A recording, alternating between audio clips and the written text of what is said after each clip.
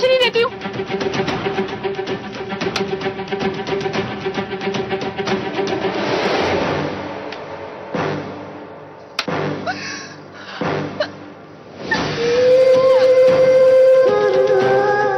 देवी ने तो औषधि ली ही नहीं।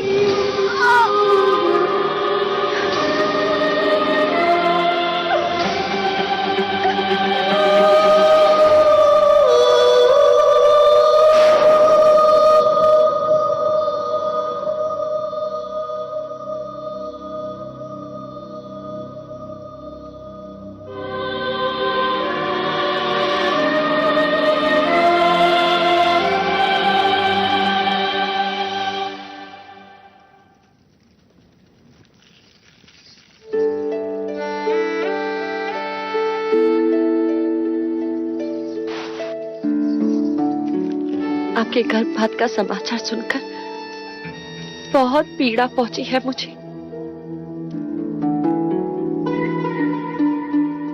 मैंने सारे प्रश्न ही मिटा दिए मंगला दीदी। अब राम कृष्ण को एक साथ एक ही में देखेंगे। बस एक ही आंख होगी शकुन वाले। अंजलि रानी, आपने तो उस दिन सहज कह दिया था कि महादेवी का ध्यान अब युवराज सिद्धार्थ पर नहीं होगा। बस तब से कह रही थी कि मंगला दीदी ने मेरी आंखें खोल दी। वैद्य सूसरे ने औषधि दी थी, नहीं ली, और उसी समय उन्होंने संकल्प किया कि जब तक युवराज सिद्धार्थ अपनी शिक्षा पूर्ण नहीं कर लेते, महादेवी की अपनी कोई संतान नहीं होगी।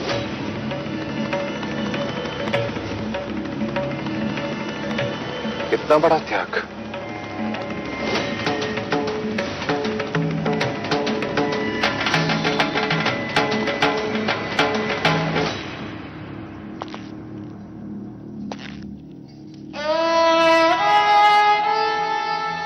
सिद्धार्थ बैरागी न बने, उस पर दुख की छाया न पड़े, इसके लिए मैंने क्या कुछ उपाय नहीं किए। यहां तक कि मैंने यह भी नहीं सोचा कि शाक्य कुल का इतिहास मेरे विषय में क्या कहेगा। परंतु मेरे सभी प्रयत्न पर भारी है तुम्हारा ये त्याग देवी। देव, मैंने तो पुत्र प्रेम में केवल नगर खाली करवाया देवी।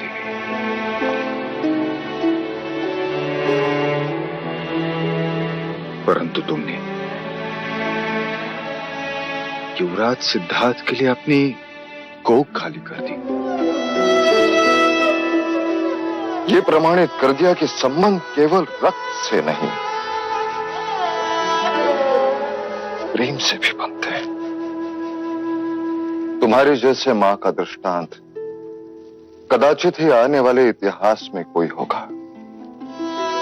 तुम्हारे इस भीष्म प्रतिज्ञा पर मैं नतमस्तक हूं देवी।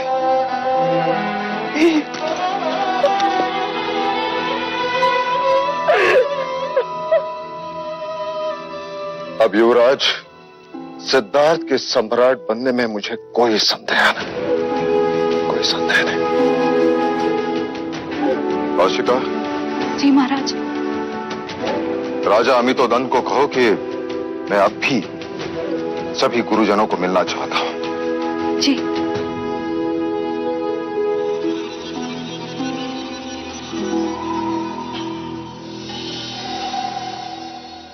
गुरुवर्य कौंडिन्य, कैसे चल रहा है शाक्य कुमारों का प्रशिक्षण? उत्तम, अति उत्तम महाराज। कुमार सिद्धार्थ को वेदों की प्रत्येक ऋचा स्पष्ट अर्थ सहित कंठस्थ है। ओम पूर्णमदः पूर्णमिदं पूर्णात् पूर्णमुदच्यते पूर्णस्य पूर्णमादाय पूर्णमेवावशिष्यते। ओम शांति शांति शांति। अप्रतिम। वेदों से संबंधित कुमार सिद्धार्थ के जटिल प्रश्न हमें सावधान रखते हैं महाराज। सत्य प्रत्यक्ष भी होता है, परोक्ष भी। ये विद्या हम नहीं समझे। दो दो सत्य। क्या तुम इसका उत्तर दे सकते हो सिद्धार्थ?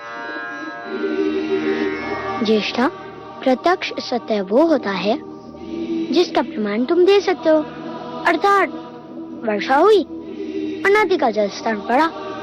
तत् परोक्ष सत्य अर्थात वर्षा नहीं हुई फिर भी नदी का जल स्तर बढ़ा। ऐसे कैसे?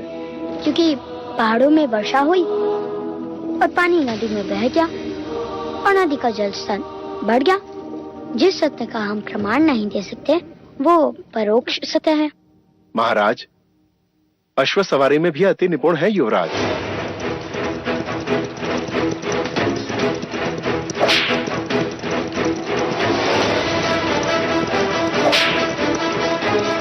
अश्व से मित्रता करना, उसके प्रत्येक संकेत को परखना, उसे थकाए बिना उस पर सवारी करना।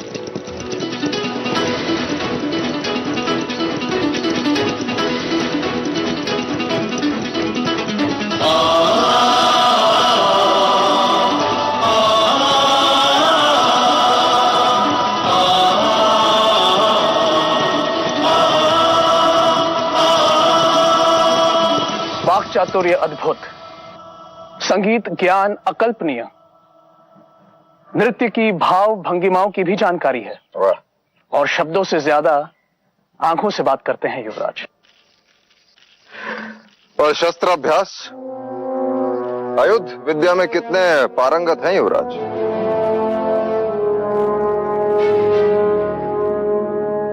क्या हुआ अनुज?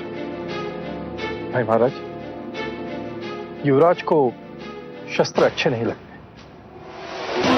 शस्त्र अच्छे नहीं लगते? एक क्षत्रिय को शस्त्र अच्छे नहीं लगते? इसका अर्थ यह नहीं है महाराज कि युवराज को शस्त्र चलाना नहीं आता, परंतु हां, शस्त्रों का उपयोग करना उन्हें अच्छा नहीं लगता। हाँ महाराज, केवल यही एक दोष है युवराज में। दोष युवराज में नहीं, दोष आप में है गुरुवर्य। मैंने आपको आदेश दिया था कि युवराज को ऐसा योद्धा बनाओ कि संपूर्ण भारतवर्ष के योद्धा उसके समक्ष नतमस्तक हो। अवश्य ऐसा ही होगा महाराज। मिट्टी में छुपे लोहे से तलवार बनने में समय तो लगता ही है, पर हमें धैर्य रखना होगा।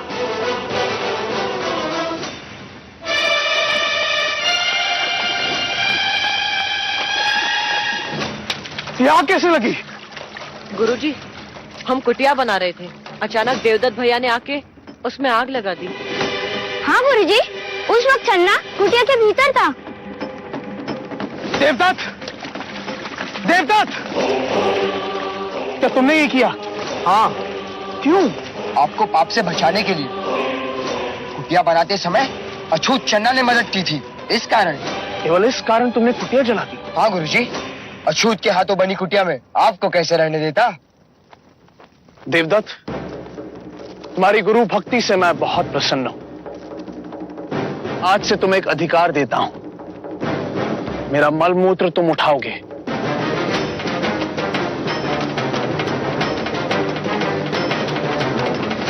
आचार्य, ये क्या कह रहे हैं आप? देवदत्त, क्या मैंने यही शिक्षा दी है तुम्हें?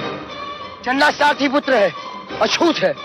वारण कर्म से होता है, जन्म से नहीं देवदत्त। आचार्य कौंडिन्य, आप ब्राह्मणों के विरुद्ध बात कर रहे हैं। मैं नीति के अनुसार बोल रहा हूं आचार्य। न ब्राह्मण श्रेष्ठ है, न क्षत्रिय, न वैश्य, न शूद्र। सभी एक ही रचना के विभिन्न भाग हैं। ब्रह्मा के शीश से ब्राह्मण पैदा हुए, तो कंधे से क्षत्रिय, उदर से वैश्य और पैरों से शूद्र। तो क्या पैर और शीश की तुलना की जा सकती है? क्या पैरों के बिना शरीर चल सकता है? सोचो, अगर यह अछूत मलमूत्र उठाना बंद कर दे तो क्या राज्य में मलिनता ना होगी? सारे ब्राह्मण, सारे क्षत्रिय रोगी हो जाएंगे। देवदत्त, अपने आप को क्षत्रिय कहने से पहले सोचो कि तुम में कितना मैल है। और आचार्य अश्वपाल, क्षमा कीजिए, विद्यार्थी के समक्ष गुरुजनों का विवाद पक्षपात का संकेत है। उनकी श्रद्धा घटती है।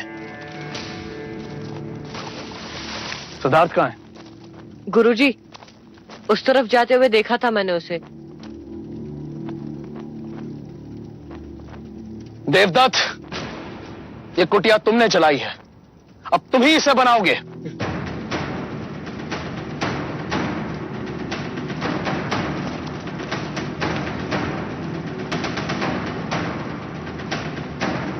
पक्षपात तो अब होगा आचार्य कौंडिन्य।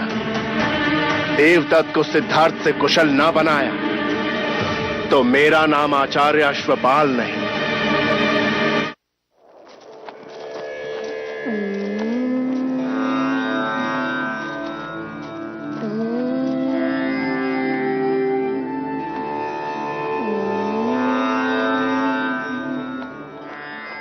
सिद्धार्थ, तुम यहां क्यों चले आए? आप ही की तो सीखे आचार्य। क्रोध अग्नि स्वरूपा है और ध्यान जल स्वरूपा। क्रोध नष्ट करता है और ध्यान श्रेष्ठता बढ़ाता है। यदि मैं वहां होता तो ज्येष्ठा पर क्रोध कर बैठता, इसलिए यहाँ चला आया। सच कहा तुमने। आज मैं भी तुम्हारे साथ ध्यान में बैठना चाहता हूं।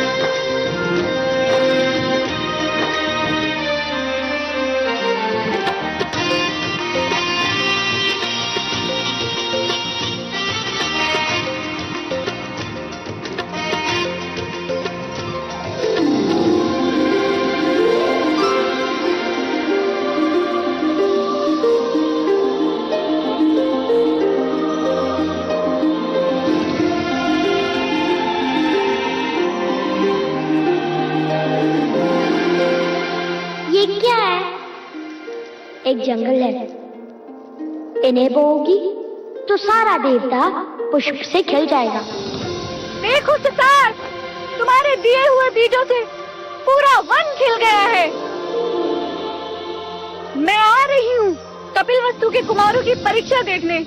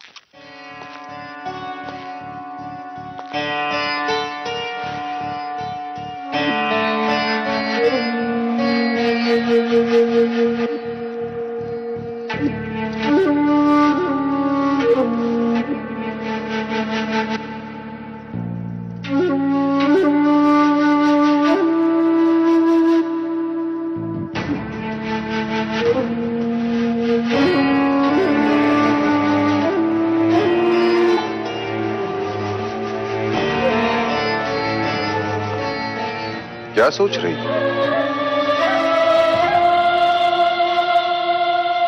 तुम्हारे हाथ कांप रहे हैं?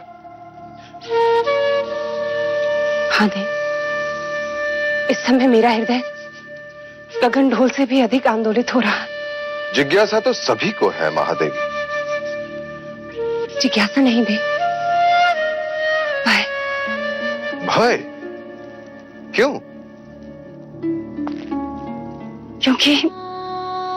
क्योंकि आज सिद्धार्थ के साथ साथ मेरी भी परीक्षा है। केवल तुम्हारी नहीं देवी, मेरी, गुरुजनों की, संपूर्ण शाक्य कुल की परीक्षा है। आज कपिल वस्तु के भविष्य और असित मुनि के वचन दोनों को परखा जाएगा। यदि आज सिद्धार्थ ने अपनी क्षत्रियता का प्रमाण नहीं दिया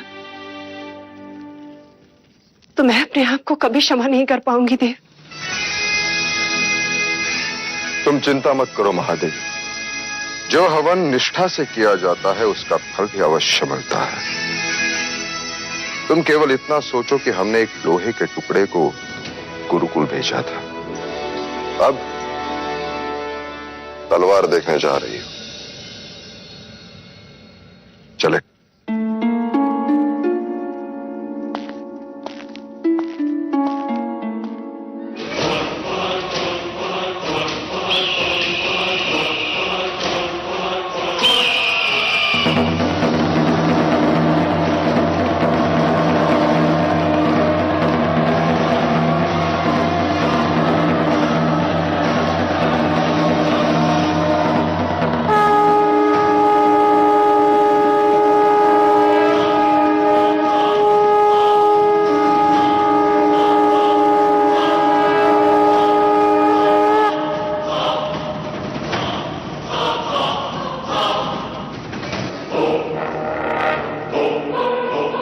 यही अवसर है राजा देवदत्त, तेरी तलवार पूरी तरह से सिद्धार्थ पर भारी है, समाप्त कर दो उसे।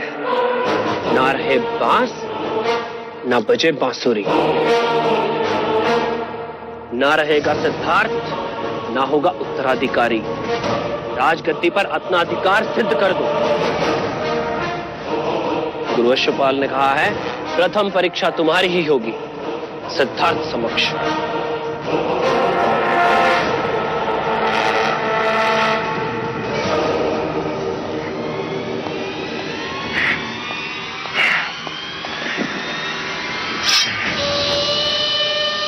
अब तो ये तलवार सिद्धार्थ के रक्त से भीग कर ही शांत होगी।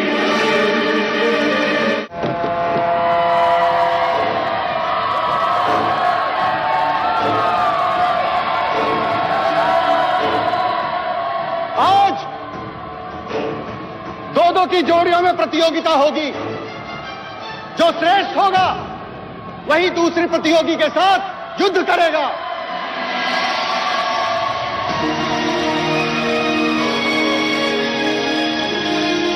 प्रथम चरण की प्रतियोगिता आरंभ की जाए।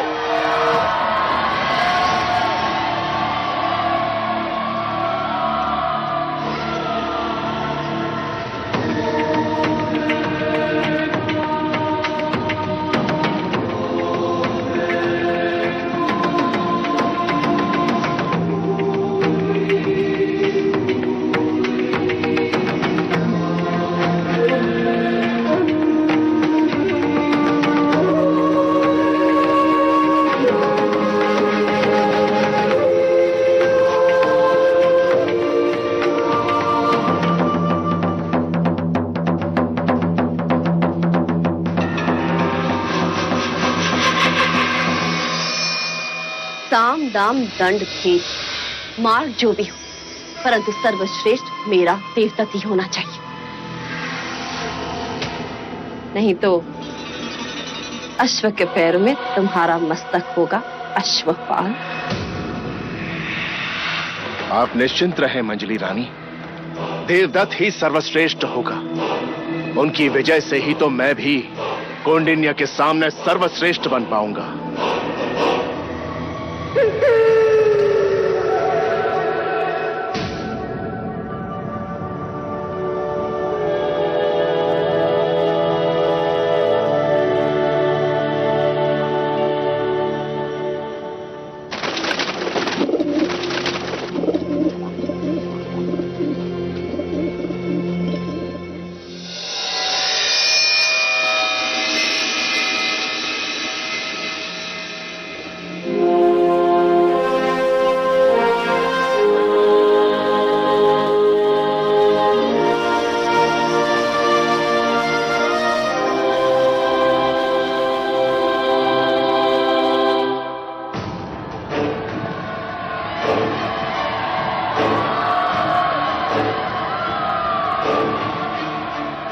योद्धाओं का पूर्व परिचय देना पक्षपात होगा। युद्ध में केवल योद्धाओं की योग्यता का परिचय है, इसलिए प्रतियोगियों के मुख नहीं दिखेंगे, दिखेगी केवल उनकी शक्ति, अभ्यास और योग्यता, उनकी चपलता और शस्त्र चलाने की प्रतिभा।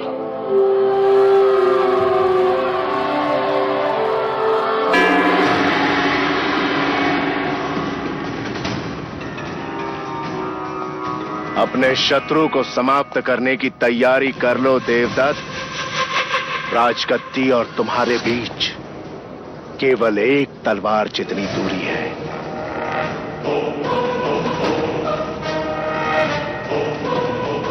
और ज्ञात रहे, युवराज जो मुखौटा पहनेंगे उसका रंग लाल है।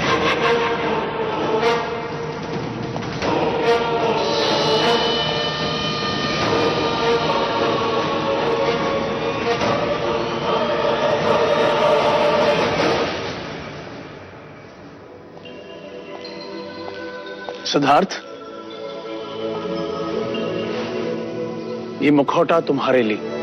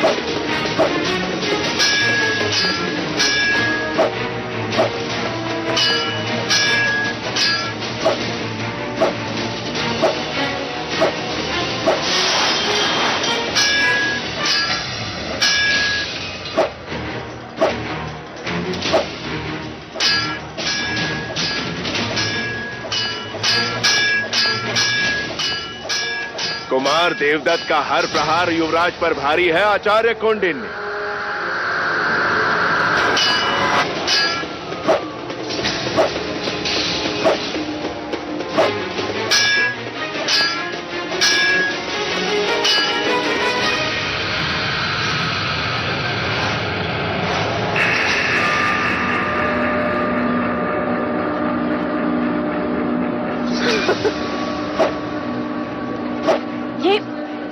ये छल है। युद्ध में सब क्षमा है प्रजापति। किंतु यह केवल प्रतियोगिता है।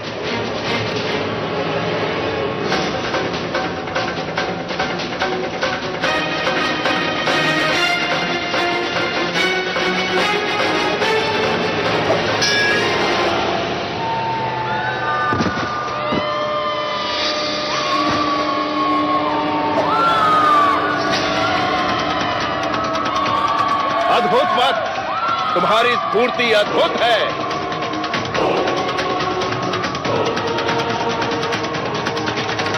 क्या कहना है आचार्य कौंडिन्य देवदत्त के बारे में? निसंदेह अद्भुत प्रदर्शन था।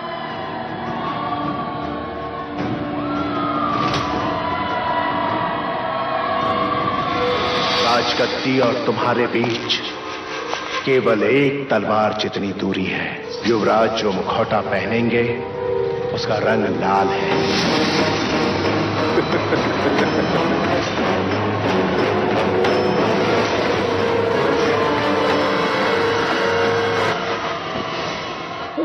क्या कर रहे हो?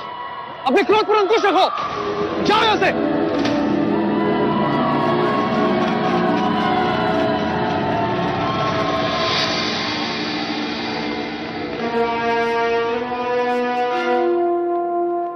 और आज की हमारी प्रथम प्रतियोगिता के विजेता हैं युवराज सिद्धार्थ।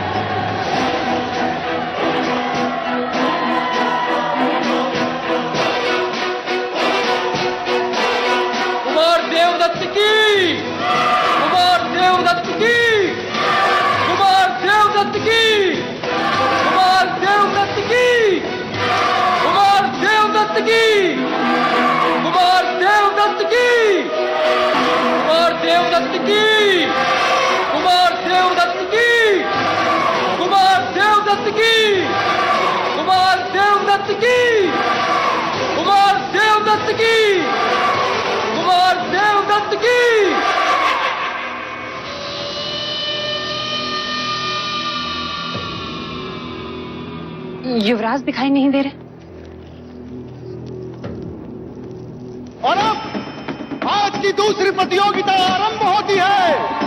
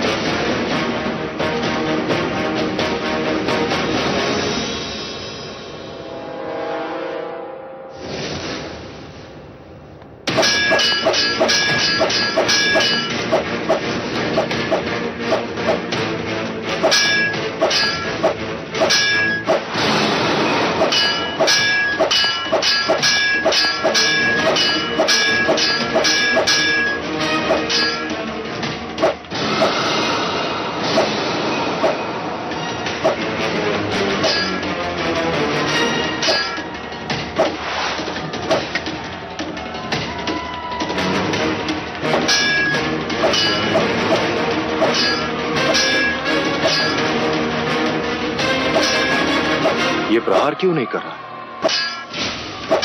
शत्रु को थकाना ये भी युद्ध की एक नीति है राजन।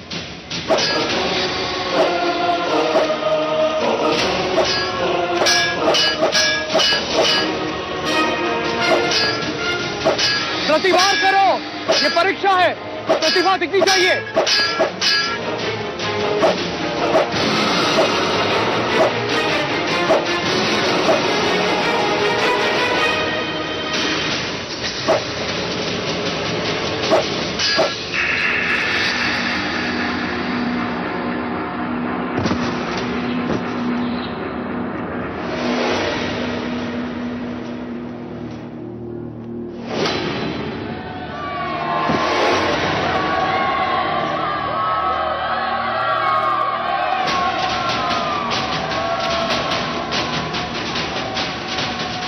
कदाचित मानाम भी जीत गए देवदत्त। अब कोई अंतर नहीं पड़ता कि किसकी जीत हुई और किसकी हार।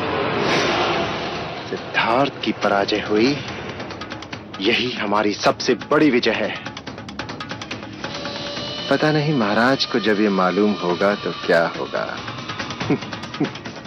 सिद्धार्थ। और आज के एक और विजेता है युवराज सिद्धार्थ गौतम।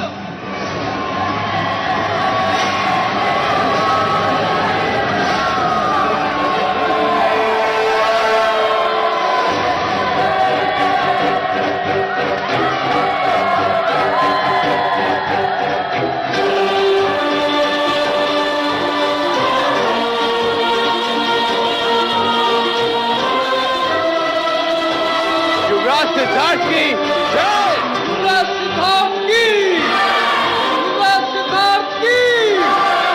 युवराज सिद्धार्थ की। युवराज सिद्धार्थ की। युवराज सिद्धार्थ की। युवराज सिद्धार्थ की। युवराज सिद्धार्थ की। युवराज सिद्धार्थ की। युवराज सिद्धार्थ की। युवराज सिद्धार्थ की। युवराज सिद्धार्थ की। युवराज सिद्धार्थ की। युवराज सिद्धार्थ की। युवराज सिद्धार्थ की। इसका मतलब वो लाल मुखौटे में सिद्धार्थ नहीं था। कपट हुआ हमारे साथ।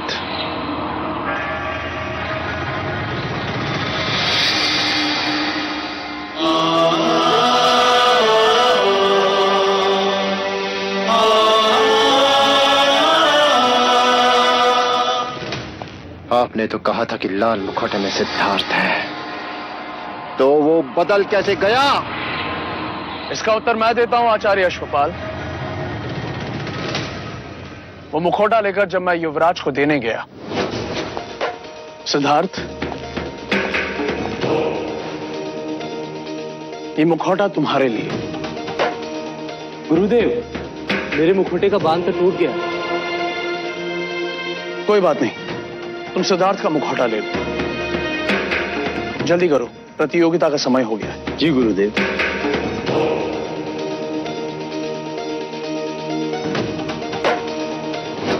गुरु के लिए प्रत्येक शिष्य समान होना चाहिए।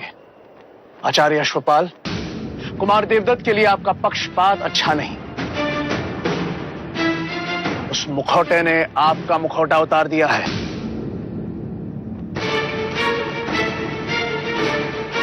और कुमार देवदत्त, अपने क्रोध पर अंकुश रखो, वरना किसी दिन इस तरह फंस जाओगे कि कोई गुरु तुम्हें बचा नहीं पाएगा।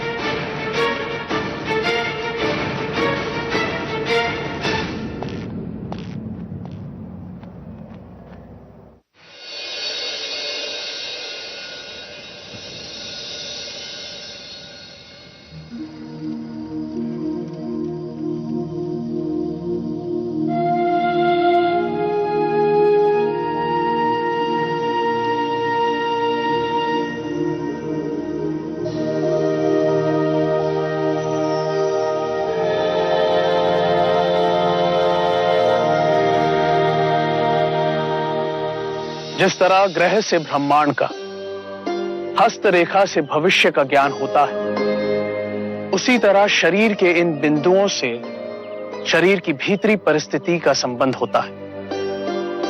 जैसे नाड़ी परीक्षा से चिकित्सक को हृदय की गति का ज्ञान होता है। ये शरीर 10 भागों में विभाजित है। ये मध्य रेखा और दोनों ओर 5-5 विभाग। आज भी बड़े बड़े योगी चिकित्सक इस विषय पर विश्लेषण कर रहे हैं कि शरीर की पीड़ा का उत्तर स्वयं शरीर के पास ही है। हर एक अंग का प्रतिनिधित्व हाथ की हथेलियां और पैर के पंजे करते हैं। ऐसा कैसे हो सकता है? जैसे मस्तिष्क की पीड़ा को दूर करने के लिए आंखों के कोने की दोनों ओर 2 उंगली दूर दबाव देने से पीड़ा में राहत मिलती है।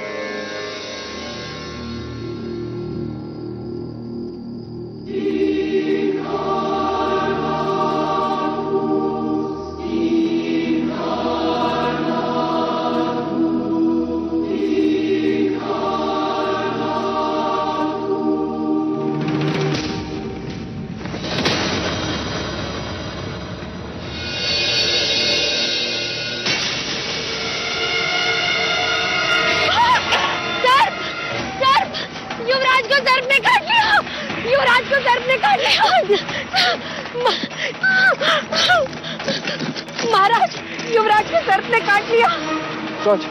युवराज को भीतर ले चलो और राजवैद्य को तुरंत बुलाओ।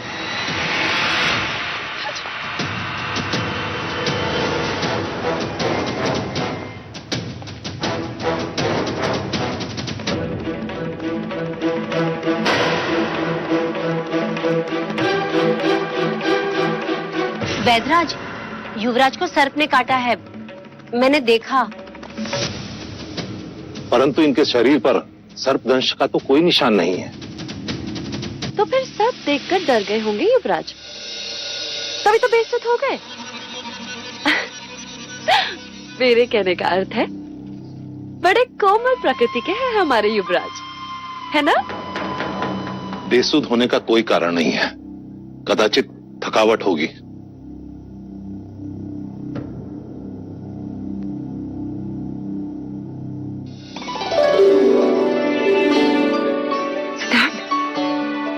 अब कैसा लग रहा है युवराज?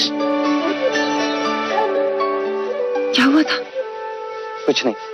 कुछ नहीं तो अचानक बेसुध कैसे हो गए? चिंता का कोई कारण नहीं है पिताजी। सिद्धार्थ पुत्र। माँ, इस समय मैं आपको कुछ भी नहीं बता पाऊंगा। मुझे तुरंत आचार्य कौंडिन्य के पास जाना होगा। चलो चलना। और सिद्धार्थ, ये तो बताओ हुआ क्या? निश्चिंत रहे पिताजी, लौट कर बताऊंगा सब कुछ।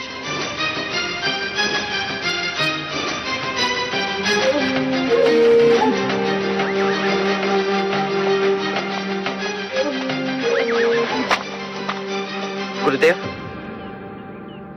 प्रणाम।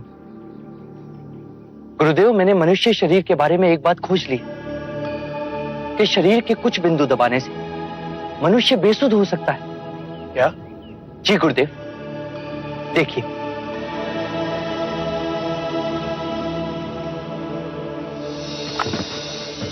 इसे क्या हुआ? चिंता की कोई आवश्यकता नहीं है गुरुदेव, कुछ पल पश्चात इसे सुध आ जाएगी। कैसे कह सकते हो? प्रथम प्रयोग मैंने स्वयं पर किया गुरुदेव। कल रात में बेसुध था। अब हमें युद्ध में शत्रुओं को मारने की आवश्यकता नहीं पड़ेगी। शरीर के बिंदु दबाने से वो बेसुध हो जाएंगे और अनिवार्य हुआ तो हम उन्हें बंदी बनाकर युद्ध जीत सकते हैं। तुम सच में करुणा मूर्ति हो सिद्धार्थ, जो युद्ध में भी अहिंसा को ढूंढ रहे।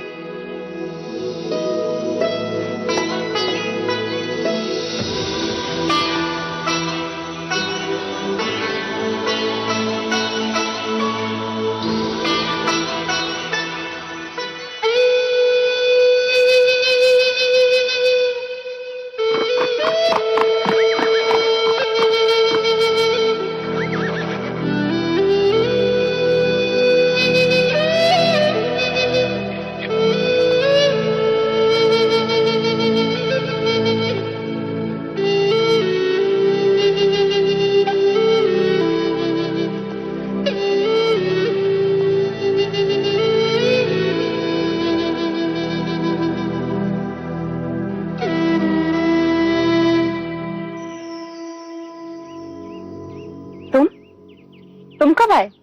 जब आप बांसुरी वादन में लीन थी। माँ, मैंने बहुत बार देखा है, जब भी आप आनंदित होती हैं या निराश होती हैं या जब स्वयं को अकेला पाती हैं, तो आप इस पेड़ के नीचे आके बैठ जाती हैं। आप क्यों बैठती हैं माँ? इस पेड़ में ऐसा क्या है? ये माया है, मेरी बड़ी बहन। इस पेड़ का नाम मैंने माया रखा है। इस पेड़ के साथ मेरी बहन जुड़ी है। ये परिवार का एक सदस्य है, बड़ों की तरह हमें छाया प्रदान करता है।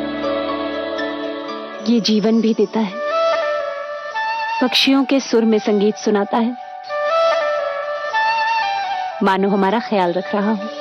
जगमग है जिससे जग सारा